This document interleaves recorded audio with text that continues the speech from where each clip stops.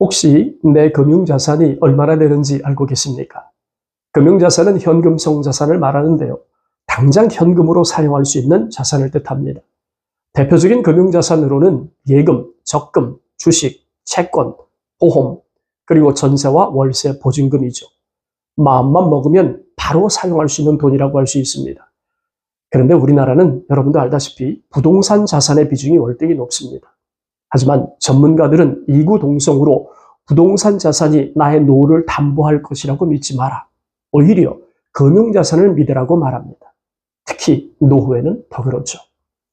안녕하세요. 은퇴살이 40년을 고민하는 고갈TV 이종범입니다. 지금 보유하고 있는 금융자산 만족하십니까?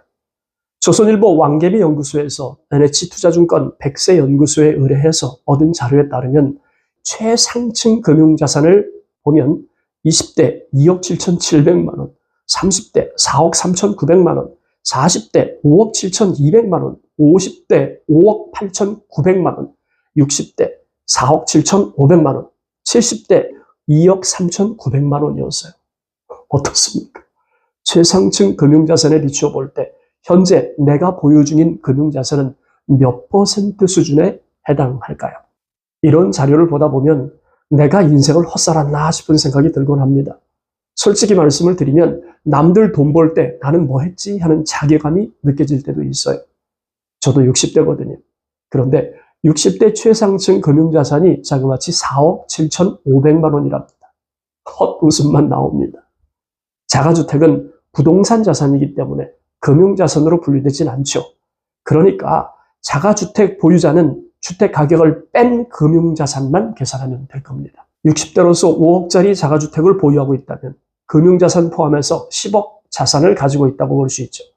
그런데 금융자산을 이런 정도 보유하고 있다면 아마도 총자산은 10억을 아득히 뛰어넘는다고 보는 게 합리적 판단 아니겠습니까? 그렇다면 각 연령대별 중앙값에 해당하는 금융자산은 얼마나 될까요?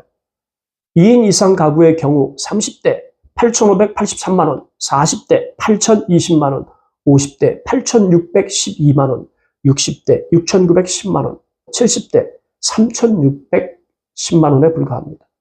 어떻습니까? 지금 보유 중인 금융자산이 내 연령대와 비교할 때 중앙값보다 많은가요? 적은가요?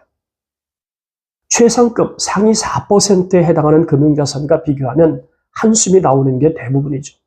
정시승리 차원으로 이해하면서 넘어갈 수 있겠지만 내가 보유한 금융자산이 중앙값에도 미치지 못한다면 한숨이 나오는 게 아니라 땅이 꺼지는 느낌 아닐까요? 그렇다면 옆나라 일본은 동일한 연령대별 금융자산이 얼마나 될까요?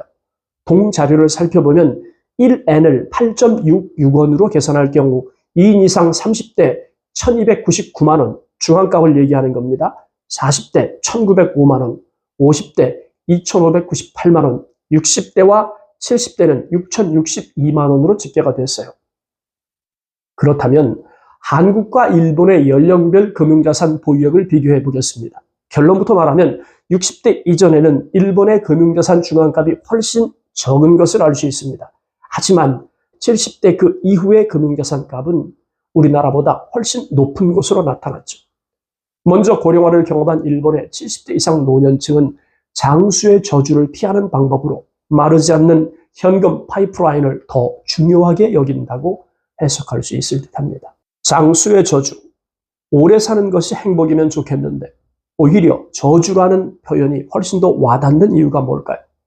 돈 없는 노후가 얼마나 위험한 일인지 단적으로 표현하는 것이 장수의 저주라고 생각합니다.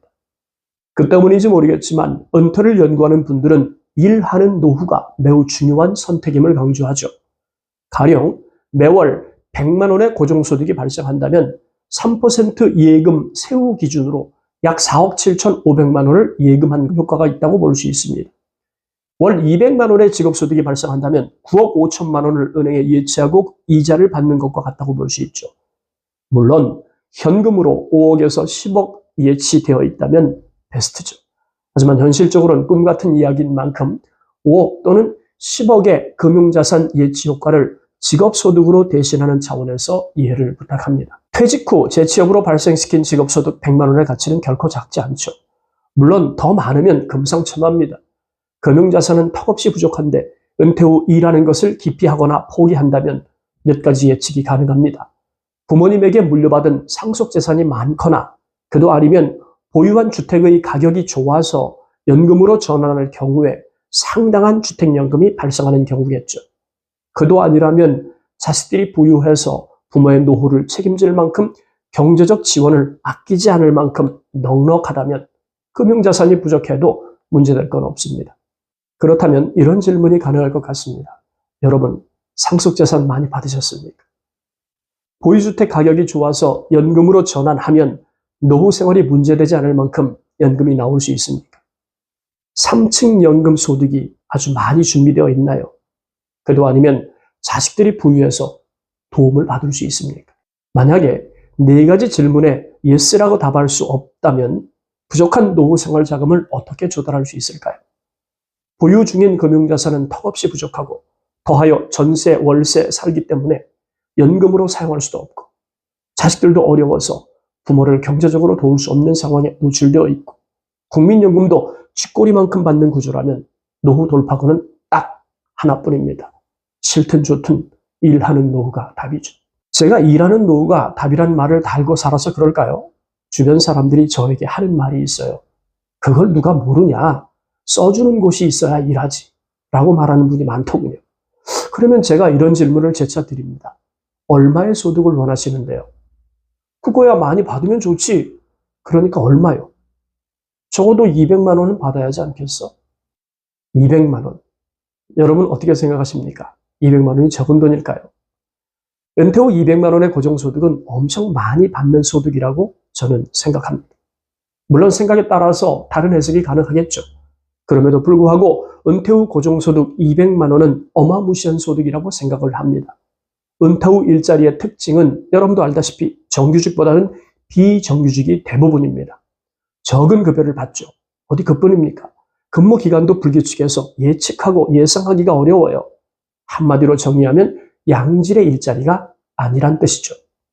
사후 약방문 같은 처방이지만 현역 때 은퇴 후에 쓸 자금을 만들기 위해서 예적금처럼 돈을 쌓아놓든가 그게 아니면 연금이나 투자처럼 은퇴 후로 돈을 던져 놓아야 합니다. 그렇지 않으면 은퇴 후에 현금 흐름 이상이 발생할 확률이 높아지니까요. 당장 먹고 사는 게 버거우니까 예적금을 못하고 연금은 은퇴 후 쓸 돈이기 때문에 너무 멀게 느껴져서 가입을 포기하고 국민연금은 은퇴 후 자금 고갈로 못 받을지 모른다는 불안감 때문에 이런저런 구실을 만들어서 가입을 포기하거나 아예 축소하고 말씀드린 이유로 예적금이나 연금 가입, 투자, 국민연금 포기를 선택한다면 은퇴 후에 엄청난 후회를 하게 될 것입니다. 세상 일엔 원인 없는 결과가 없듯이 과정이 없는 결과도 없으니까요. 하늘에서 노후 자금이 나에게 뚝뚝 떨어지는 거 아니지 않습니까? 오랜 시간 동안 아끼고 아껴서 은퇴 후 사용할 자금을 준비해야 합니다. 잔소리 같지만 노후 준비는 가장 기본적인 행위임에도 불구하고 먹고 살기 힘들다는 이유로 너무 오랫동안 준비해야 한다는 생각으로 포기하거나 미루면 결국은 노후 40년을 고통스럽게 보내겠다는 선택을 한 것과 다르지 않습니다. 정말 고통스러운 노후 40년을 원하십니까? 그게 아니라면 지금이라도 은퇴 후 삶을 계획하고 그에 상응하는 준비를 시작해야 합니다. 현실 여건이 어떠하든 조금이라도 아껴서 노후 자금 통장을 만들어주세요. 시간이 돈입니다. 시간이 돈이라는 것을 인정한다면 이런 질문을 드리고 싶습니다. 시간이 정말 중요한 자산이라는 것을 가장 뼈저리게 느끼고 있는 사람 누굴까요? 저는 은퇴 준비를 소홀히 한 분들이라고 생각합니다. 누구든 은퇴하고 나면 새삼 깨닫게 될 거예요. 한 살이라도 젊었을 때가 노후 준비의 최적기였다. 아프리카 속담에 이런 말이 있습니다. 나무를 심어야 할 가장 좋은 시기는 20년 전이었다. 그 다음으로 좋은 시기는 바로 지금이다. 그렇다면 이 표현을 노후 준비와 연관지어 보면 이런 말이 되지 않을까요? 20년 전에 연금을 가입했어야 했다. 하지만 지금도 괜찮다. 지금이 바로 두 번째로 좋은 시점이기 때문이다. 세상에 늦은 때란 없습니다. 지금이라도 시작하면 되니까요. 물론 노후 준비 최적 시점은 한 살이라도 젊을 때입니다. 하지만 그때를 놓쳤다고 은퇴 준비를 포기하는 건 대단히 어리석은 일입니다. 왜냐하면 노후 기간이 너무 길어졌거든요. 쌓은 돈이 없다면 일하는 노후가 정답입니다. 100만 원의 고정소득은 약 5억 원의 현금을 예치하고 받는 이자 소득 효과가 있다는 점을 잊지 말았으면 좋겠습니다. 고갈TV 시청자 여러분, 건강한 노후 보내십시오. 오늘은 목소리 상태가 좋지 않았네요. 여러분의 양해를 구합니다. 감사합니다.